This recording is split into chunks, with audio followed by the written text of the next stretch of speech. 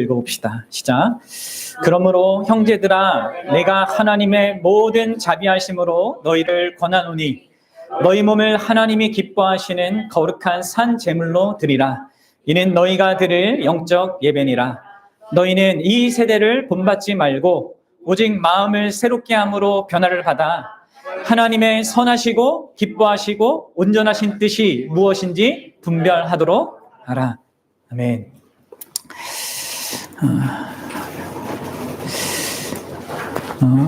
우리 인생이 한편의 드라마다라고 한번 생각해 보십시오. 그리고 그 드라마의 주인공이 나라고 한다면, 여러분 이 드라마의 처음부터 이 끝까지 한순간도 한 장면도 놓치지 않고 그 나의 인생이라는 드라마를 바라보시는 관객이 한 분 계셔요. 그 존재가 누구입니까?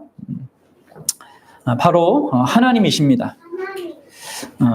우리 인생이라는 그 드라마를 시작한 그 분도 하나님이시고요. 또 그 드라마를 진행하기 위해서 어떤 필요한 환경과 여건, 또 주된 어떤 각본 이런 것까지도 마련해 두신 분이 하나님이십니다. 또 그리고 그 안에서 우리가 일정 분량의 어떤 자유를 가지고 우리 스스로 그런 우리의 인생을 펼쳐갈 수 있게 하시는 분이 하나님이세요.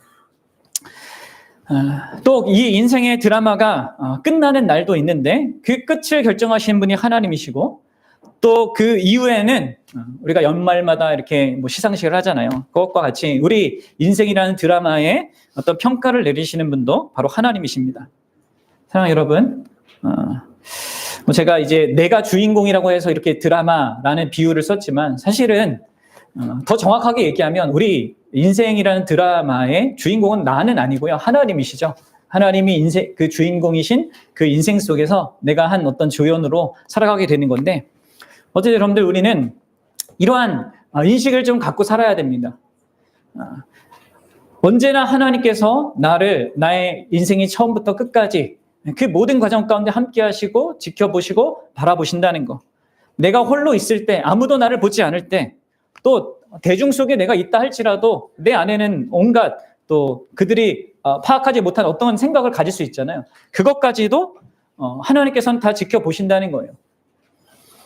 그래서 내가 궁극적으로 하는 모든 말과 행동, 생각에 대하여서 책임을 묻게 될 그런 대상이 바로 하나님이라는 이 사실을 우리는 항상 기억하며 살아야 합니다.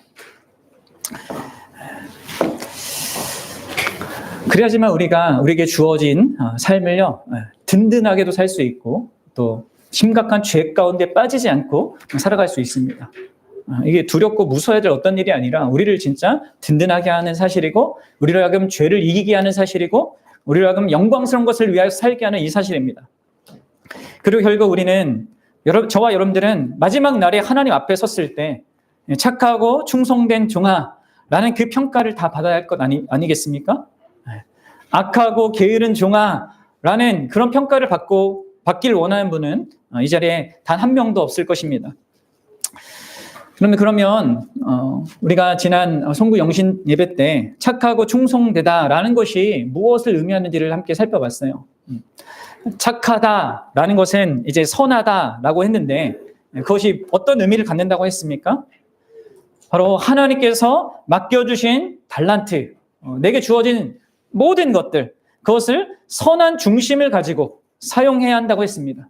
이 선한 중심이란 선한 동기와 선한 목적을 의미하는데요. 선한 동기는 곧 하나님을 사랑하고 허락하신 그 하나님께 감사하고 그분을 기뻐하는 그 동기로 그 달란트를 사용하는 것이죠. 그리고 선한 목적이란 하나님께 기쁨이 되고 영광이 되는 그 목적을 향하여서 하는 것입니다. 내 기쁨, 내 뜻이 아니라 그분의 기쁨, 그분의 뜻을 따라서 자기를 부인하고 그분을 따르는 것 속에서 이 달란트를 사용하는 거, 이게 선한 거란 말이에요. 그리고 충성되다는 것은 무엇이었습니까? 그것은 한마디로 하면 이제 자기에게 허락된 그것을 최대한 잘 활용하는 것입니다. 그래서 열매를 남기는 거예요. 다른 사람을 유익하게 하기 위한 열매를 남기는 것입니다.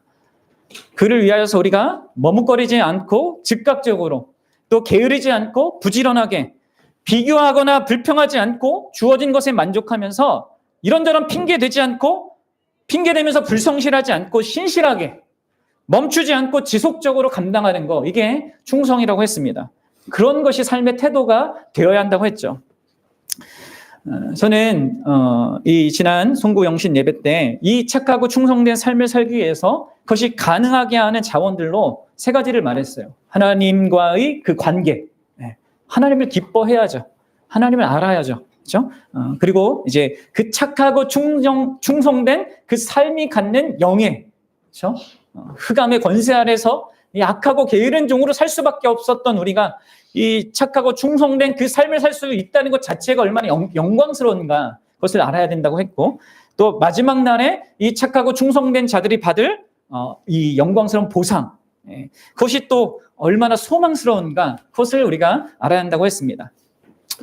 오늘 이제 새해를 시작하는 첫 주일, 첫 번째 맞이하는 26년도의 첫 주일날, 저는 그 말씀과 연결하여서요, 우리가 착하고 충성된 그 삶을 살기 위하여서 좀 더 구체적으로 생각하며 힘써야 될 그 두 가지 측면을 함께 여러분들과 나누고자 합니다. 그리고 마지막으로 한 가지 경계해야 할 사안, 이것을 좀 나누고자 해요.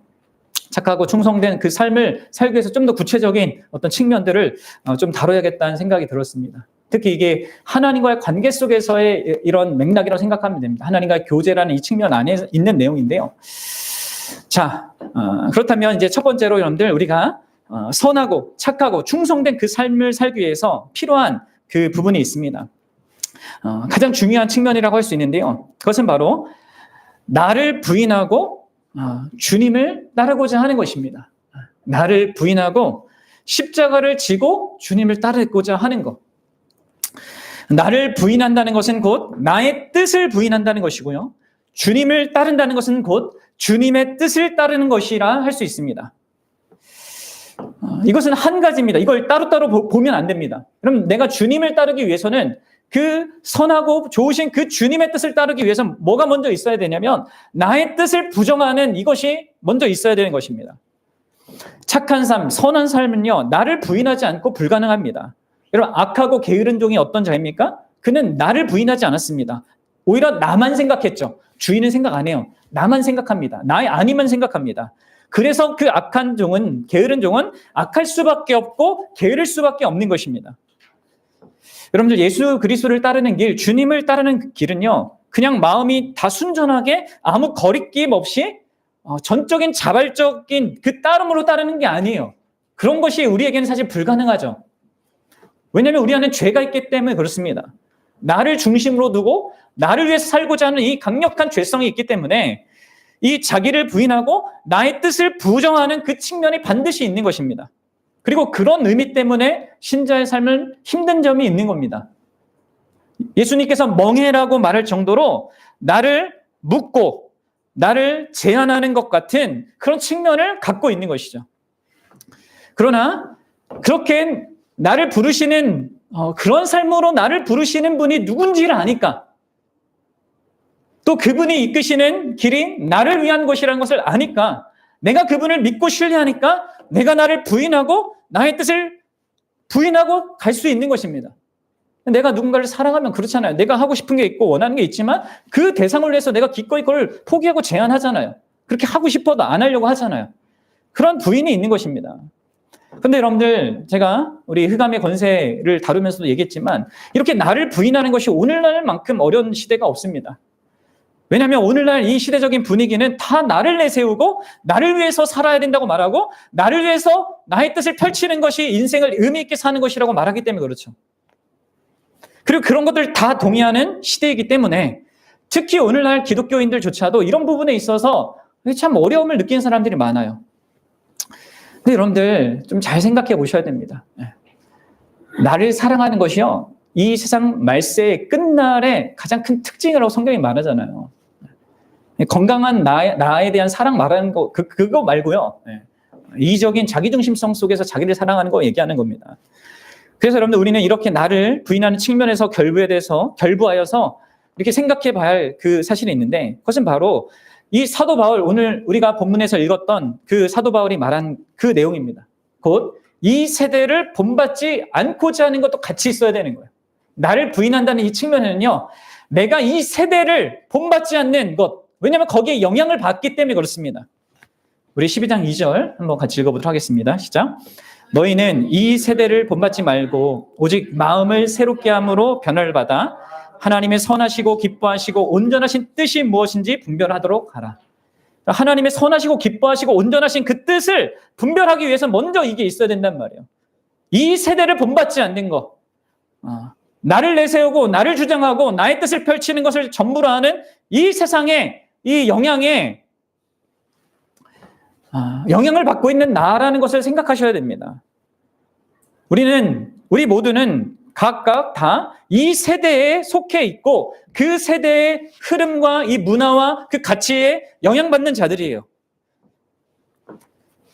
그리고 그것이 강력하기 때문에 사실 자기 부인이라는 것이 쉽지 않은 어떤 현실을 우리가 사는 겁니다.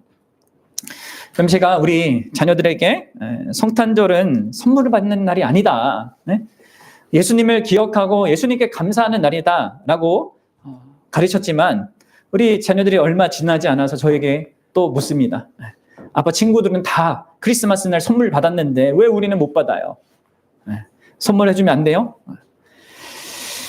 누가 그런 말을 했는지 제가 말은 하지 않겠습니다. 그것도 울면서 그렇게 했어요.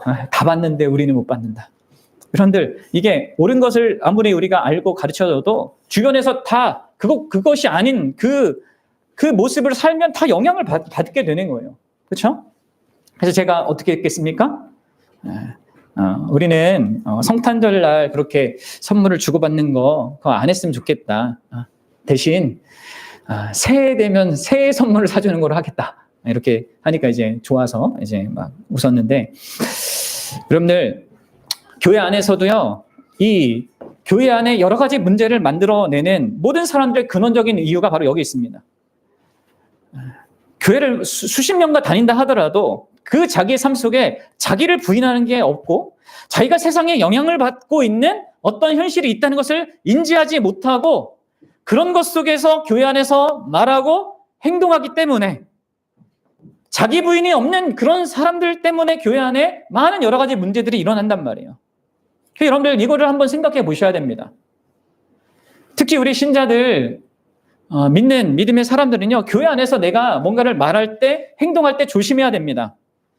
내가 하는 말과 행동이 나를 부인하지 않는 말과 행동은 아닌지, 세상에 영향받은 그런 말과 행동은 아닌지, 이런 많이 생각을 하고 말하셔야 돼요.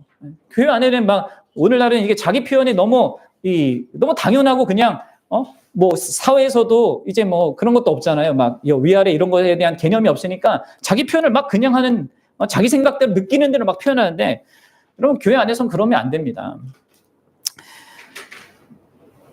고린도 교회가 끊임없이 이 사도 바울에게 엄청난 책망을 이 고린도 그 전서에 보면 막 책망받잖아요. 왜 그래? 그들이 다 주변에 고린도 사회에 그 영향받은 그대로 그 가치관을 가지고 교회 안에 들어와서 막 하나님의 어떤 것들을 그런 방식으로 했거든요. 이 책망받을 상태에 있는 거예요. 그거는 다. 그래서 정말 기본적으로 가장 나에게 이 주님의 그 선하고 충성된 그 삶을 따르기 위하여서는 나를 부인하는 이 측면, 세상에 영향받는 것을 분별하는 이 측면이 반드시 결부되어 있어야 되는 거예요. 그리고 그것과 함께 적극적으로는 하나님의 뜻을 올바르게 알고자 하는 것이 있어야 되는 것이죠. 그래서 로마서 12장 2절 하반부에서 하나님의 선하시고 기뻐하시고 온전하신 뜻이 무엇인지 분별하라, 이렇게 말하고 있는 것입니다. 그러면 악하고 게으른 종, 그 달란트 비유에 나오는 악하고 게으른 종은 뭡니까? 자기밖에 생각 안 한 것뿐만 아니라 그 주인의 뜻이 무엇인지를 분별하지 않았습니다. 주인이 원하는 게 무엇인지, 그 주인의 선한 뜻이 무엇인지. 그래서 여러분들도 아셔야 돼요. 알고자 하셔야 됩니다. 하나님의 선하시고 기뻐하시고 온전한 그 뜻이 나의 모든 삶의 영역에서 어떻게 그분이 원하시는 것이 있는 것인지, 나의 교회 생활에서, 나의 가정 생활에서, 나의 직장 생활에서, 나의 인간 관계에서, 또 내가 이 사회와 이 국가와 어떤 정치를 바라보는 이 관점에서 그 하나님의 뜻이 무엇인지를 여러분 배우셔야 돼요. 다양한 분야에 대한 하나님의 뜻을 헤아려 아는 것이 있어야 됩니다. 그래야지만 그 안에서 나를 부인하고 그분의 뜻을 따라 살려고 하는 그 선한 삶, 착한 삶이 가능한 것이죠.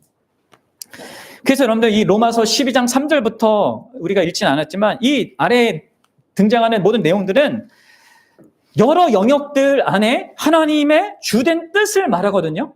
이제 여러분들 이것들을 배워야 합니다. 우리가 상세히 살필 그런 시간은 없지만 이런 영역들 안에서 여러분들 하나님의 뜻을 알아가야 돼요.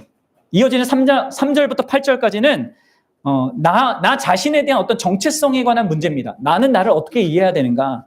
내게 주어진 달란트와 이 자원과 이런 걸 어떻게 이해해야 되는가? 이걸 다뤄요. 이거에 대한 하나님의 선하시고 기뻐하신 뜻이 무엇인지를 바울이 아주 핵심적인 말해요. 그리고 9절부터 16절까지는 교회에 대해서 다룹니다. 이 교회에 대한 하나님의 선하시고 기뻐하신 그 뜻이 무엇인가 다뤄요. 그리고 17절부터 21절까지는 원수들에 대해서 다뤄요. 네. 교회라는 것이 이제 가장 가까운 관계라면 원수는 가장 먼 관계잖아요. 그들을 대할 때 나는 어떤 방식으로 하나님의 뜻을 따라서 할 건지. 그리고 13장 1절부터 7절까지는 나와 국가와의 관계에 대해서 다룹니다. 국가 지도자들과의 나와의 관계. 여기에 대한 하나님의 뜻도 있단 말이에요. 그리고 여러분들 여기 이제 로마서에선 빠졌는데 에베소서에 가면 또 중요하게 다루는 영역들이 있습니다. 에베소서는 1장부터 5장 거의 끝까지 교회에 대해서 다룹니다. 그리고 바로 이어서 뭐에 대해서 다룹니까? 가정에 대해서 다뤄요. 그리고 가정에 대해서 다룬 다음에 그 다음에 나오는 것이 나의 직장 생활입니다. 여러분 이런 모든 영역들에 성경은 하나님의 선하시고 온전하시고 기뻐하신 그 뜻을 말하고 있단 말이에요. 그래서 여러분들 이 뜻을 알기 위해서 뭘 해야겠습니까? 다른 거 없습니다. 여러분들 하나님의 말씀을 배우기 위하여서 부단히 힘쓰셔야 됩니다. 나를 향한 나의 인생을 향한 이 다양한 영역들에 대한 하나님의 선하시고 기뻐하시고 그 온전한 뜻이 다 하나님의 말씀에 담겨져 있어요. 사랑하는 여러분, 여러분들 성경 읽지 않고 성경을 배우지 않고 이 하나님의 뜻을 알 수 없습니다. 하나님의 뜻을 알지 못하면 자기 자신을 부인할 수 있는 그 근원적인 자원과 힘도 근거도 얻을 수 없고요. 그 목적도 잃어버리기 때문에 이 불가능한 거예요. 네. 사랑하는 여러분, 여러분들 진짜 많이 생각해 보셔야 됩니다. 그리고 특히 우리가 오늘날 이 성경을 갖고 있는 것에 정말 특권, 제이시 라일이 말했잖아요. 그것이 하나님께 주신 놀라운 달란트 중에 하나라고. 수천 년 역사 가운데 여러분들 성경을 자기 모국어로 읽거나 듣거나 하는 특권을 가졌던 사람은 정말 적었습니다. 몇백 년 안 돼요, 여러분들. 하나님께서 자기 자신을 알도록 주신 이 성경 자체도 감사해야 되지만 그 성경이 수많은 믿음의 사람들의 수고, 심지어 이제 피 흘려서 이 성경을 번역하고 한 그런 우리 믿음의 선배들로 인하여서 어떤 번역이 되고 우리나라도 마찬가지입니다. 다 목숨 걸고 이 번역해가지고 이게 우리가 지금 읽고 있게 되는 거거든요. 이게 기적적인 은혜야. 내가 지금 성경을 갖고 있다는 거. 진짜 감사하고 말씀을 배우기에 우리가 힘써야 되는 것입니다.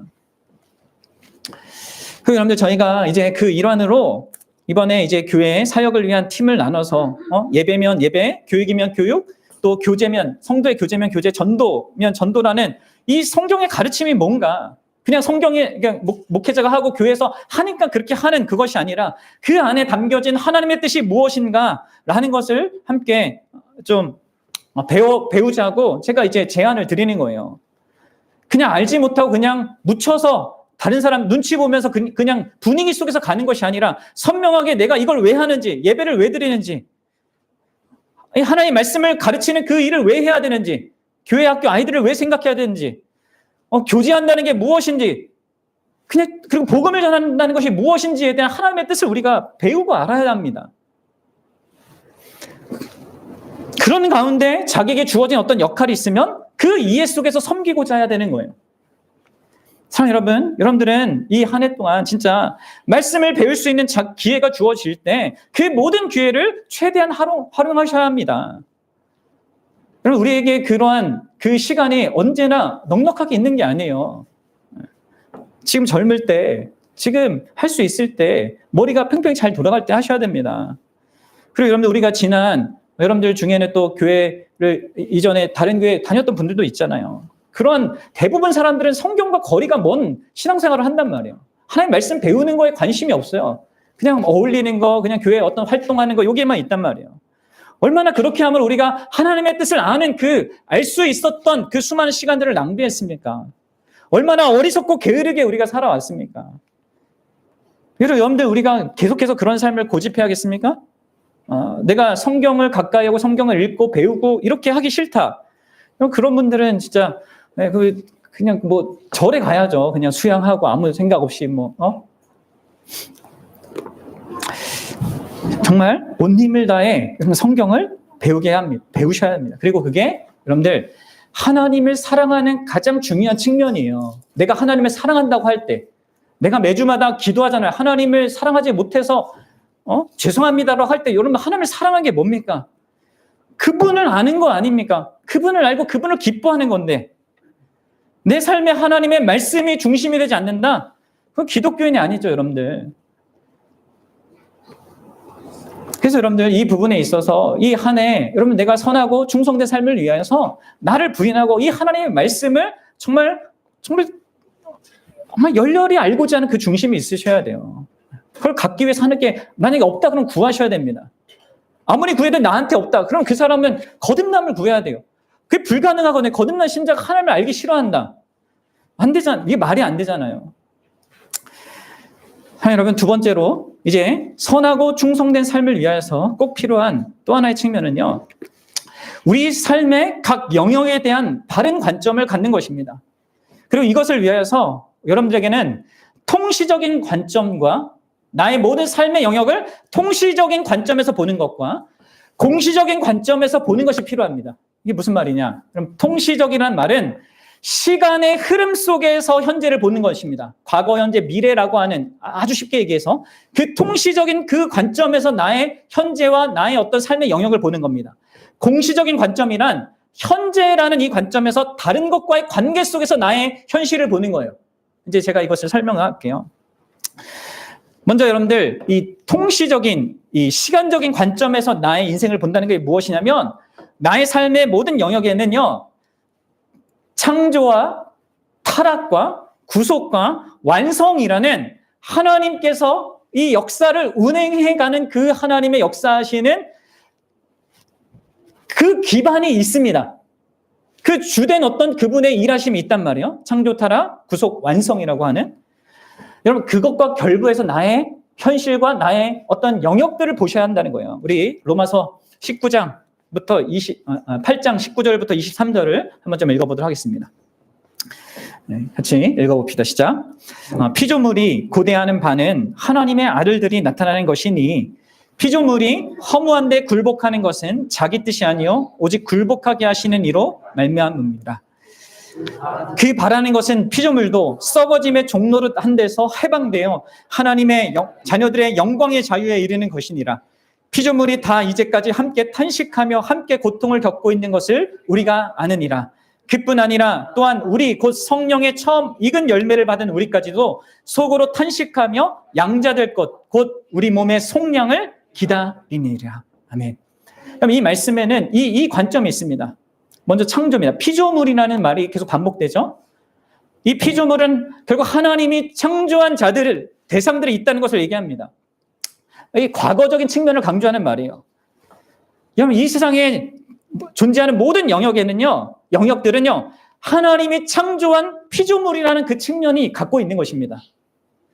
그리고 그런 의미에서 모두 다 피조된 모든 것은 특별한 가치를 갖는 거예요. 어느 것 하나 가치가 없는 것이 없습니다. 이게 창조의 관점에서 나의 삶의 모든 영역들을 바라봐야 할 어떤 한 사실이에요. 그런데 여러분들 또 그와 함께 있는 것이 결부되어 있는 것이 있는데 그것은 바로 타락이라고 하는 현실이에요. 그래서 피조물이 허무한데 굴복하게 되는 썩어짐의 종노릇하게 되는 탄식하고 고통하는 그 현실 또한 있는 거예요. 타락이라고 한 그 현실이 있습니다. 그 누구로부터 시작된 거예요? 그게? 아담과 하와로 인해서 시작된 그게 있어요. 그래서 하나님의 창조하신 어떤 것 안에 나에게 짐이 되고 어려움이 되는 어떤 현실이 있는 것입니다. 그럼 예를 들어서 이제 좀 설명을 해볼게요. 예를 들어 우리가 작년에 배웠던 일과 영성을 통해서 배웠던 일에 대해서 한번 생각해 보십시오. 우리의 직업, 우리의 일은요, 일반적으로 말해서 하나님이 창조하신 것입니다. 그래서 모든 일들은 선하고 아름다운 것이고 이를 충실하게 잘 감당하는 것은 하나님의 뜻이에요. 특히 이제 예술이나 교육이나 농업이나 뭐 사람들을 위한 서비스, 스포츠 이런 등등은 그럼 다 선한 거란 말이에요. 가치 있는 거란 말이죠. 그리고 그것들은 이제 아마 이제 그 완성의 때에도 누려지게 될 어떤 것일 텐데요. 근데 또 한편으로 우리가 갖고 있는 일 중에는 인간의 타락으로 인하여서 이 타락이 그러한 모든 일에 영향을 미치죠. 그래서 어떤 사람들은 일 자체에 매이게 되고 어떤 사람들은 일을 해도 열매를 얻지 못하고 또 일을 하는데 의미를 찾지 못하고 일하는 경우도 많습니다. 이게 이제 타락의 영향 때문에 일에 대해서 영향을 받는 것입니다. 이런 것들이 있는 거예요. 또 어떤 일들은 인간의 타락된 그 조건 때문에 필요한 일들도 있습니다. 예를 들어 경찰과 의사, 변호사, 판사, 정치인 이 사람들은 이 직군들은 타락한 인간 조건 때문에 필요한 것입니다. 그러니까 죄악들이 이제 넘치지 못하도록 막는 그런 역할이 있는 거잖아요. 그리고 이런 직업들도 다 선한 거예요. 근데 문제는 어쨌든 그런 직업들도 결코 인간 사회를 더 낫게 만들지는 못한다는 거예요. 편하게는 하지만 낫게는 못 만들, 더 나은 인간이 되게 하지는 못한단 말이에요. 왜냐하면 죄를 다루지 못하니까. 모든 직업군인들 다 그렇습니다. 이런 여러분들 하나님께서 이 세상을 이끌어 가시는 것 속에는 이 하나님이 창조라는 어떤 현실이 결부된 것이 있고 인간의 타락으로 인해서 그게 영향받은 어떤 현실이 있는 것입니다. 그리고 하나님은 이 세상을 그러한 이 타락이 극심하게 나아가지 않도록 일반 은혜로 이 세상을 다스려요. 그런데 하나님께서는 23절에서 말하는 것처럼 성령의 처음 익은 열매를 받은 자들이라고 불리는 어떤 구원받은 자를 구원의 일을 하셔요. 그게 이제 구속입니다. 그러니까 이 일반 은혜로 이 창조된 세상을 보존하시고 타락이 더 극으로 치닫지 않도록 이런 모든 것들을 다 사용하셔서 그분이 다스리시는데 그것 가운데 그분이 특별한 은혜를 베푸셔서 구속의 일을 하신단 말이에요. 그래서 타락한 인생들 가운데 특별한 은혜를 받은 자들, 곧 여러분들이죠. 주권적으로 택하시고 은혜로 불러서 구원한 자들이 있게 되는 거예요. 그러면 그런 자들은 어떻게 됩니까? 일과 결부해서 말하자면 그들은 이제 그 창조의 아름다움과 창조의 영광을 이제 그것을 허락하신 하나님을 기억하고 그 하나님을 영화롭게 하기 위한 바른 중심을 가지고 그것을 감당하게 되는 것입니다. 또 타락한 조건들을 이제 제한하고 억눌러야 하는 어떤 직군들 있잖아요. 그런 것들도 이웃의 유익을 위해서 그것을 더욱더 잘 감당하는 그 중심, 바른 중심을 갖게 되는 것이죠. 구원받은 사람들은 그렇게 하는 거예요. 그리고 여러분들, 우리에겐 그 다음에 뭐가 있습니까? 근데 이것 다음에는 하나님께서 주실 완성이라는 그 측면이 있어요. 23절에 보면 우리 몸의 속량, 우리 몸이 진짜 언젠가는 부활하여서 완전체를 갖게 되는 그 구원의 완성을 말합니다. 그리고 21절에 피조물의 해방을 얘기하잖아요. 피조물이 지금 당하고 있는 이 악과 고통 때문에 당하고 있는 이 고난과 아픔이 이제 다 해결되고 완전하게 된다. 근데 누가 그렇게 한다는 거예요? 우리 인간이 하는 것이 아닙니다. 하나님이 그렇게 하시는 거예요. 하나님이 언젠가 새 하늘과 새 땅을 주실 것입니다. 이 세상의 상태와 우리의 상태를 가장 완전하게 만드실 거예요. 그때의 일은 우리가 지금 이 타락한 조건에서 하는 일과 전혀 다른 조건에서 하게 되는 일이게 될 거란 말이에요. 어떤 창조적인 이런 일들은 계속 더 이렇게 드러날 거고, 악과 고통에서 그 죄를 이렇게 억누르는 그런 일들은 더 이상 필요하지 않겠죠? 뭐 의사가 필요하겠습니까? 그 하나님 나라에서 변호사가 필요할까요? 정치인이 필요할까요? 아무도 그런 것들은 필요 없어요. 그렇죠? 그러나 이 땅에서는 중요하단 말이에요. 이 죄를 제한해야 되니까. 여러분들 보십시오. 이렇게 일 하나만 봐도 창조, 타락, 구속, 완성이라고 하는 하나님의 역사의 그 측면 속에 이러한 어떤 일들의 국면들이 있는 거예요. 특별히 여러분들 또 하나 이제 예를 들면 이제 결혼이라는 것도 한번 생각해 보십시오. 결혼은 이제 또 약간의 다른 측면도 있는데 그러나 이제 그 공통점이 있어요. 결혼은 창조 때문에 그 가치가 아주 귀합니다. 왜 기독교가 결혼을 소중히 이게 말합니까? 하나님께서 창조하셨고 가장 영광스러운 어떤 이 관계로 그것을 드러내셨기 때문에 이 결혼이라는 거가 이 기독교 안에서는 가장 가치 있게 드러난단 말이에요. 중요하단 말이에요. 그런데 뭐가 있습니까? 타락이 있죠. 그래서 결혼 안에는 많은 아픔과 고통과 눈물이 있는 것입니다. 그래서 많은 결혼 관계들이 막 깨지는 거예요. 망가지는 것입니다. 그런데 하나님의 구속으로 말미암아 그 구원받은 사람은 이 결혼을 다른 관점에서 보게 되고 그로 인하여서 결혼 안에서 원래 타락한 조건에서 누리지 못하는 복된 그 결혼의 아름다움을 누릴 수 있게 돼요. 완전하긴 아니지만 구원받은 사람은 이 결혼에 대한 의미와 가치를 달리 보기 때문에 더 영광스럽게 이 결혼을 생각하고 부부관계를 생각한단 말이에요. 그래서 여러분들 성경에서 믿는 자하고 결혼하라고 하는 거예요. 믿지 않는 자는 이런 관점이 없으니까 이게 안 된단 말이죠. 그럼 여러분들 이 결혼은 어떻게 됩니까? 완성된 그때가 되면 결혼은 존재하지 않아요. 그렇죠? 그럼 우리는 이것을 이해해야 해요. 우리가 이 결혼을 우리가 사는 이 땅에 사는 동안에는 정말 소중하게 여기고 그 영역에서 충성을 다해야 합니다. 하나님 앞에서 그렇게 하셔야 됩니다. 그러나 이 결혼은 궁극적인 것은 아닙니다. 그렇게 두면은 우리가 실수하고 또 잘못하게 되는 거예요. 그래서 여러분들 우리는 이런 것들을 여러분들이 자기의 이 삶 속에서 하나하나씩 배워가야 돼요. 이 시간의 흐름 속에서 구속의 그 역사의 관점에서 이 영역들을 보는 연습을 하셔야 됩니다. 달란트 비유의 악하고 게으른 종은 뭐만 생각했습니까? 자기 자신만 생각하고 현재만 생각했어요. 그냥 묻어두고 편한 거, 그 현재만 생각했어요. 뭘 생각 안 합니까? 주인이 다시 온다는 거. 시간의 관점에서 현실을 안 보는 거죠.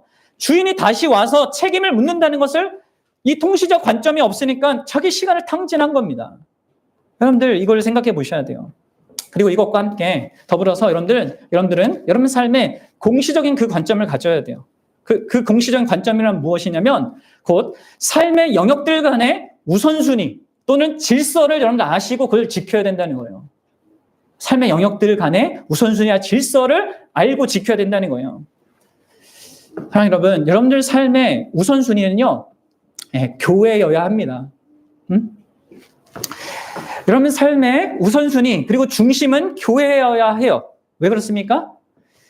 교회 안에 예배는 영원할 거기 때문에 그렇죠.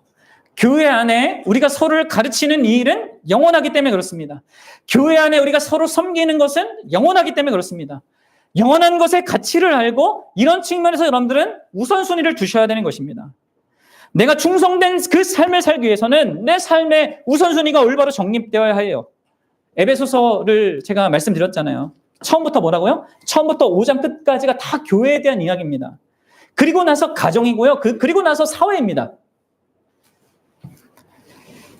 사랑하는 여러분, 이게 하나님이 세우신 질서와 영역들의 질서고 그 영역들 안에도 또 어떤 질서가 있거든요. 이걸 아셔야 돼요. 물론 여러분 이런 얘기를 하면 예수님을 모르는 사람들은 이상하게 생각할 수 있습니다.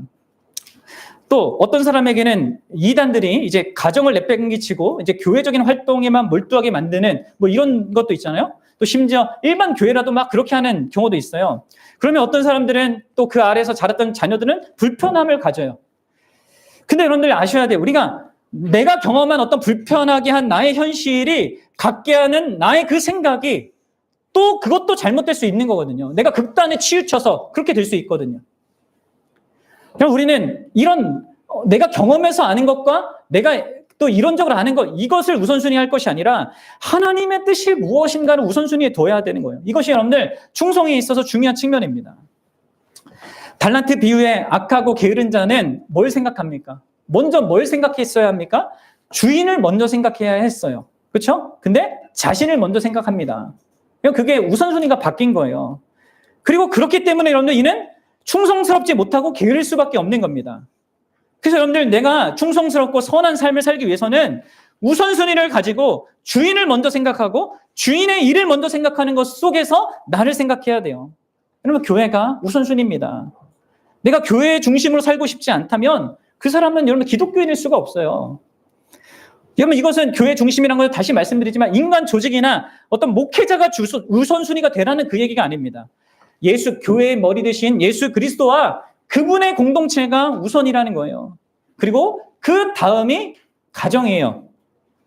그리고 교회를 중심으로 두고 사는 사람은, 진짜 참된 의미로 중심으로 두고 사는 사람은 자기 가정을 삶의 우선순위로 두게 되어 있습니다. 여러분, 이단들은 이것을 단절시키는 거예요. 막 교회라고 부르는 거기에 집중하고 가정을 버리라고 하죠. 여러분, 이단입니다, 이거는. 여러분, 교회를 중심으로 두어야 여러분들은 어떤 일이 있어도 가정을 소홀히 하거나 버리지 않게 됩니다. 왜냐하면 교회에서 가정을 소중하다고, 여러분들이 하는 직업보다, 개인적인 무엇보다 더 소중하다고 말하기 때문에 그렇죠. 그리고 다음에 사회적인 관계, 나의 직업, 그게 다음이란 말이에요. 이게 다 여러분들 이러한 이 공시적인 관점에서의 모든 영역의 우선순위가 있는 겁니다. 그리고 각각의 영역 안에서도 어떤 질서라는 게 있어요. 여러분, 교회 안에서는 성도와 목회자가 있죠. 가정 안에서는 아내와 남편이 있습니다. 자녀와 부모가 있고요. 또 사회에서는 피고용인과 고용인이 있어요. 제가 지금 묶어서 얘기한 것은 다 뭐예요? 주로 순종해야 될 그 역할을 맡은 자들을 앞에 배치해서 제가 말한 거예요. 네? 그리고 순종을 요구해야 되는 자는 뒤로 배치해서 말한 겁니다. 그럼 자신이 어떤 위치에 있는지도 아셔야 되는 거예요. 성도, 아내, 자녀, 피고용인, 이들은 권위 아래서 그 권위를 존중하고 따라야 하는 자들입니다. 물론 여러분, 순종하는 위치에 있다고 해서 이게 존재성과 가치가 낮은 거 절대 아닙니다. 그거 착각하면 안 됩니다. 성자 예수님께서 성도께 항상 순종하는 위치에 있는데 그렇다고 존재성과 가치가 낮은 게 아니잖아요. 그렇죠? 또 마찬가지로 권위가 있는, 이끌고 순종을 요구해야 되는 그 위치에 있는 자들 역시 자기가 갖고 있는 권위 때문에, 지위 때문에 스스로 높게 생각하면 안 됩니다. 오히려 큰 책임이 있는 거죠. 심판이 더 큰 책임이 있습니다. 그걸 알고 두려워야 돼요. 여하튼 여러분들, 이런 자기가 지금 어떤 위치에 있는지를 알고 거기에 충성하는 것도, 또 거기에 선한 하나님의 뜻을 발견하는 것도, 이게 결부되어 여러분 생각할 수 있어야 되는 것입니다. 이렇게 여러분들, 하나님께서 이 땅에 이 역사를 어떻게 이끌어 가시는지라는 이 통치적인 관점과 그 가운데 무엇을 중요하게 여기시는가, 또 우리를 어떤 위치에 두는가에 대한 이해를 갖고 있을 때 우리가 이 선하고 충성된 일들을 감당할 수 있는 겁니다. 아시겠죠? 그럼 마지막으로 여러분들, 우리가 이 선하고 충성된 삶을 살기 위해서 반드시 유념해야 될 어떤 한 가지 사실이 더 있는데, 그것은 바로 경계해야 될 일입니다. 그것은 우리가 선하고 충성된 그 삶을 사는 데 있어서 아주 강력한 방해자가 있다는 거예요. 네? 누구겠습니까? 바로 마귀입니다. 사탄입니다. 우리 에베소서 6장 10절부터 13절 한번 읽어보도록 하겠습니다. 에베소서 6장 10절부터 13절 시작. 끝으로 너희가 주 안에서와 그의 힘의 능력으로 강간하여 지고 마귀의 관계를 능히 대적하기 위하여 하나님의 전심갑주를 입으라. 우리의 씨름은 혈과 육을 상대하는 것이 아니요 통치자들과 권세들과 이 어둠의 세상 주관자들과 하늘에 있는 악의 영들을 상대함이라. 그러므로 하나님의 전심갑주를 취하라. 이는 악한 날에 너희가 능히 대적하고 모든 일을 행한 후에 서기 위함이라. 아멘. 그럼 제가 이 부분은 간단하게 다룰 거예요. 제가 성탄절 그 강해 때 이 흑암의 권세에 대해서 말했기 때문에 그걸 여러분들 참고할 수 있으면 참고하시고요. 그럼 제가 말씀드렸습니다. 에베소서 교회, 이 에베소서라는 책의 이 공시적인 이 어떤 중요성들을 하나님의 이 관점에서 영역의 중요성들을 이 에베소서는 말하는데 1장부터 5장까지는 다 교회에 대한 이야기를 한단 말이에요. 그리고 나서 가정을 얘기하고 이게 사회를 얘기하는데, 그리고 나서 곧바로 이어지는 게 바로 6장 10절인 거예요. 뭐예요? 이러한 이 영역 안에서 하나님의 뜻을 따라서 살아가는 이 측면들을 바울이 다 얘기한 다음에 이것을 방해하는 것, 방해하는 그 세력이 있다. 그게 바로 마귀의 관계가 있다라고 말하는 거예요. 우리로 하여금 착하고 충성된 삶, 하나님의 선하시고 온전하시고 기뻐하신 그 뜻을 따라 사는데 그것을 방해하는 마귀의 관계가 있다는 거예요. 그렇기 때문에 여러분들, 우리는 하나님의 전신갑주를 입어야 한다라고 사도 바울이 말하고 있는 것입니다. 12절에서 우리의 싸움은 혈과 육을 상대하는 것이 아니다. 그럼 내가 착하고 충성된 삶을 살기 위하여서 나를 방해하는 것들이 뭘까요? 진짜 나를 방해하는 것. 어떤 상황일까요? 내 환경일까요? 아니면 내 옆에 있는 남편이고 아내이고 내 자녀이고 누굴까요? 그럼 여타 다른 이유 때문이 아니라는 거예요. 그런 것들도 영향은 줄 수 있지만 내가 착하고 충성된 삶을 못 사는 가장 근원적인 이유는 뭐예요?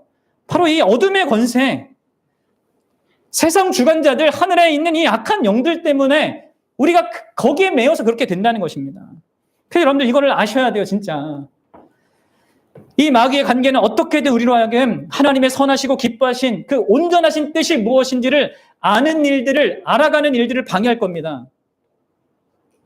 할 일이 너무 많고 바쁘고 재밌는 게 너무 많아서 하나님 뜻 배우는 거 여기에 우리를 쏟지 못하게 할 거란 말이에요. 자기 부인하는 것이 나의 유익이 아니라 나를 강압하고 억압하는 것이라고 여겨지게 할 거란 말이에요. 창조, 타락, 구속, 완성의 어떤 한 측면만 강조하도록 하겠죠. 막 어떤 사람은 타락의 측면만 강조해서 이 생을 살기 힘들어 막 계속 이러고 있고. 그럴 수 있단 말이에요. 불균형적인 그 관점을 갖고 살도록 만들 거예요. 또 우리로 하여금 각 영역의 우선순위를 막 뒤바꾸게 만들 겁니다. 또 한 영역에만 집중하게 만들어서 다른 영역들을 소홀하게 만들 거란 말이에요. 또 다른 사람이 잘못하니까 나도 그렇게 할 거야. 이런 식으로 반응하게 만들 거란 말이에요. 이게 여러분들 물론 우리가 환경에 영향받는 존재이기 때문에 그렇겠지만 이 사단의 역사가 여기 있다는 것을 아셔야 됩니다. 그리고 그게 얼마나 강력한지를 아셔야 돼요. 그래서 여러분들 결론적으로 여러분들 하나님의 전신갑주를 입고자 해야 됩니다. 그리고 이 전신갑주는 다시 여러분들 처음으로 돌아갑니다. 전신갑주를 다 읽어보세요. 여러분들 집에 가서 다 말씀과 관련되어 있는 거예요. 정말 여러분들 말씀을 아는 일에, 정말 말씀을 배우는 일에 온 힘을 쏟으셔야 합니다. 그렇지 않고 여러분들은 100점 백패할 수밖에 없어요. 그리고 그 말씀과 함께 더불어 여러분들 기도하셔야 됩니다. 진짜 기도하셔야 됩니다. 자, 에베소 6장 18절과 19절 읽겠습니다. 이 전신갑주를 입으라 이렇게 한 다음에 이 전신갑주가 뭔지 설명하고 그 다음에 마지막으로 사도 바울이 이렇게 얘기합니다.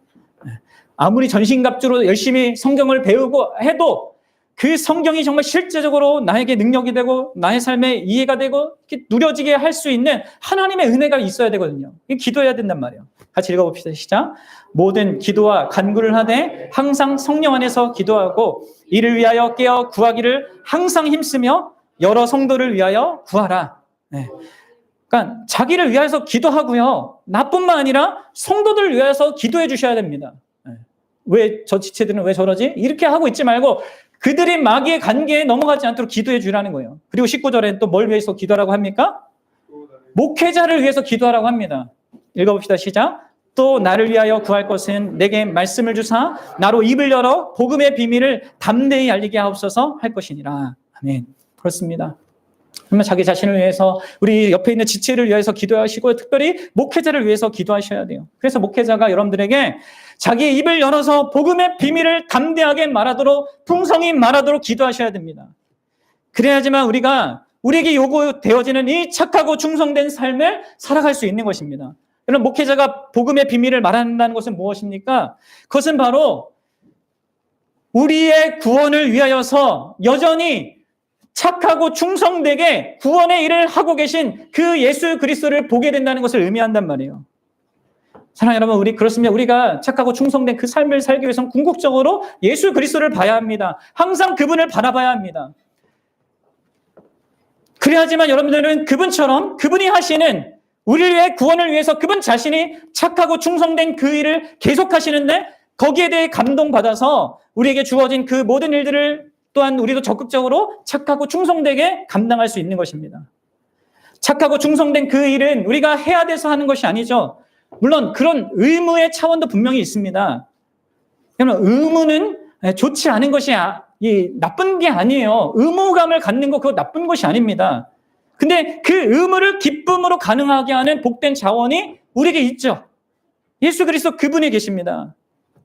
여러분 예수 그리스도께서 어떻게 아버지의 선하고 온전하신 그 뜻을 따라서 이 세대를 본받지 않고 선하고 충성스럽게 우리의 구원을 이루어 가시는지를 계속 보십시오. 그래서 우리가 말씀을 가까이 하는 거잖아요. 그래서 여러분들 기도해야 되는 거고 그래서 목회자를 위해서 기도해야 되는 것입니다. 그를 힘입어서 여러분들이 이 한 해 그리고 앞으로 우리에게 주어진 그 나날 동안에 진짜 선하고 착하고 충성되게 우리의 삶을 살아갈 수 있기를 바랍니다. 여러분 우리가 오늘 함께 나눈 이 성찬은요 바로 그분의 착하고 충성된 그 사역을 우리가 확인하는 자리입니다. 십자가에서 보이신 자기 전부를 다 내어주시는 그 사랑으로 그분이 오늘도 변함없이 그리고 내일도 변함없이 계속해서 착하고 충성되게 우리의 구원을 이루어 가실 것을 우리에게 약속하고 그것을 드러내는 시간이에요. 그것을 여러분들 누리는 이 시간 되길 바라고요. 여러분들 자신도 그분 앞에서 나도 주님처럼 내가 할 수 있는 이 최선을 다해서 착하고 충성된 그 삶을 살겠습니다. 나를 부인하고 주의 뜻을 알기 위해 힘쓰고 하나님의 그 모든 역사하심에 대한 그 이해들을 정말 넓혀가면서 내가 착하고 충성된 삶을 살겠습니다. 그렇게 결단하는 그런 시간이 되기를 주의 이름으로 축원합니다.